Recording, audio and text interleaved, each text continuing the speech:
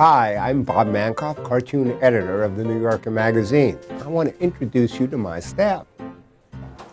Hi, everyone. How's it going? Great. Okay, go back to work. Anyway, welcome to the Cartoon Lounge.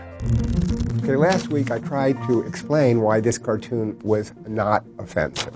That it was just a cartoon trope, a cliche that had nothing to do with our real beliefs about Canadians. Got a lot of different responses. Let's just say the response was mixed. But I wanted to find out, really, what did Canadians think about it? So I did a survey in which over 1,200 Canadians responded to how do you feel about this cartoon after hearing my explanation on the Cartoon Lounge. They could have chosen somewhat mollified, mollified, or unmollified. The results are in.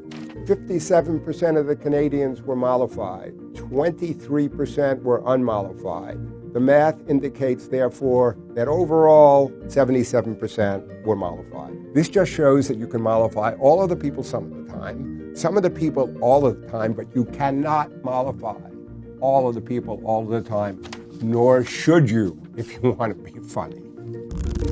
Now, there's no question that there's good stereotypes and there's bad stereotypes. And even when a stereotype seems like it's negative, for example, the stereotype for lawyers, it's actually just made up for the purpose of the joke, and we don't even believe the stereotype that all lawyers are greedy and corrupt and venal.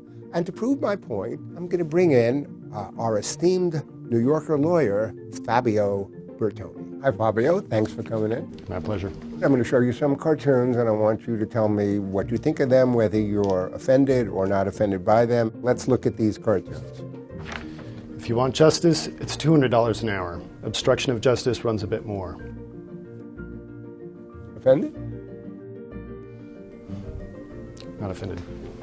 Okay, next one. You have a pretty good case, Mr. Pitkin. How much justice can you afford?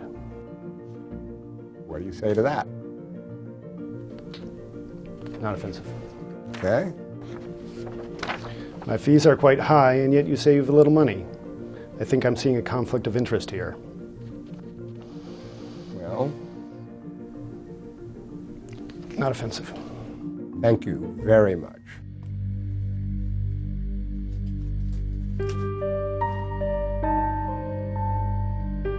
Hey, these are for you.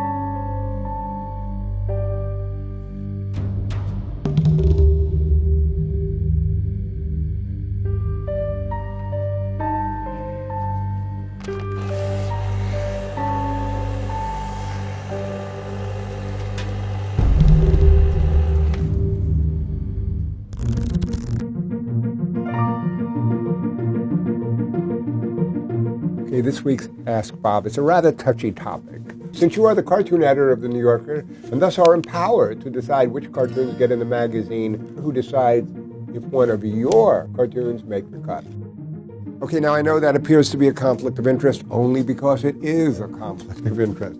How do we deal with that? We deal with that with David Remnick, the editor of the magazine. In the end, he decides which of my cartoons are okay, which are really good, and which, unfortunately, stink.